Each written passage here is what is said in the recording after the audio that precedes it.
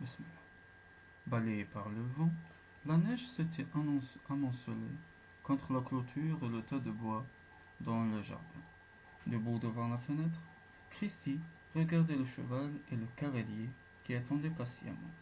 Elle distinguait mal le visage de l'homme, mais il lui semblait connaître ses traits forts. Ses cheveux noirs, ses sourcils épais, cette chaîne autour de son cou et l'effigie de la bête picte tatouée sur sa poitrine velue.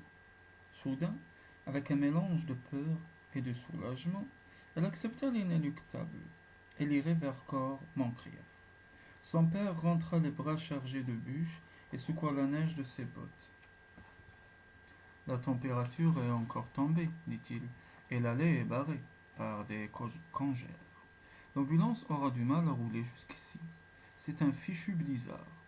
Je n'ai pas encore vu passer un seul chasse-neige, ajouta-t-il d'une voix inquiète. J'espère que l'ambulance va quand même venir.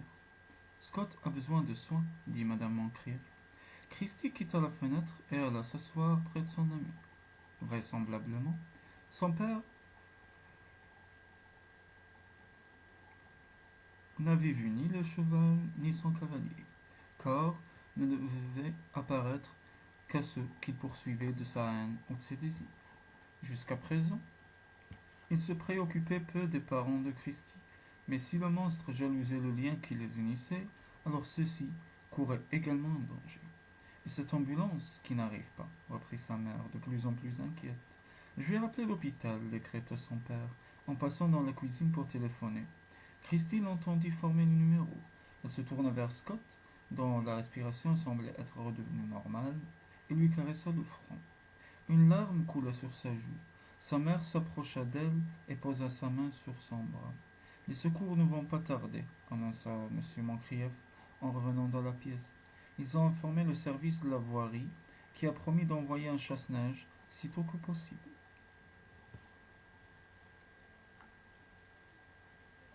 Je vais me poster devant la fenêtre pour surveiller la route. Il gagna l'autre pièce. La vieille pendule du grand-père égrenait son tic-tac monotone. Chacun se tut et écouta le vent qui hurlait dans la cheminée. Voilà l'ambulance, s'écria soudain M. Moncrief. Christie et sa mère se dressèrent d'un banc et coururent à la fenêtre. On apercevait les phares de l'ambulance, là-bas, sur la route qui longeait la propriété. Le véhicule peinait parmi les congères et progressait par à-coups. Mais alors qu'il s'engageait enfin dans l'allée qui menait à la maison, les roues dérapèrent et il se renversa. Oh non, s'écria Christie. Était-ce encore l'œuvre diabolique de Corps Moncrief?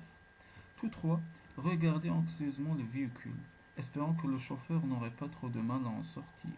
Sûrement, la portière allait s'ouvrir comme une trappe, et l'homme apparaît. Mais rien ne bougea à l'intérieur de la voiture. Le chauffeur est peut-être blessé, s'écria M. Moncrief. Je vais le chercher. Il enfila rapidement ses bottes, mit son manteau et ses gants et se précipita dehors. Christie et sa mère le regardèrent se frayer un chemin dans la neige. Le feu de l'ambulance clignotait, toujours, évoquant ces éclairages stromboscopiques qui donnent aux danseurs, dans les discothèques, des allures saccadées de pantin. C'était comme si une force obscure se joignait aux éléments pour entraver sa progression. Il trébuchait, se relevait et continuait de cheminer avec acharnement. Enfin, les deux femmes le virent atteindre l'ambulance et se hisser sur l'aile pour soulever la portière. Il disparut un instant à leurs yeux, puis réapparut et reprit la direction de la maison, seul. La gorge de Christie se serra. Il n'y avait plus aucun secours à attendre. Corps Moncrief avait de nouveau gagné. Son père revint, le visage grave. Ils sont deux, dit-il, haletant. Gravement blessés, morts peut-être. Je n'ai pas pu les sortir. Trouvez-moi quelque chose pour les couvrir en attendant que le chasse-neige puisse intervenir. J'appelle tout de suite la police.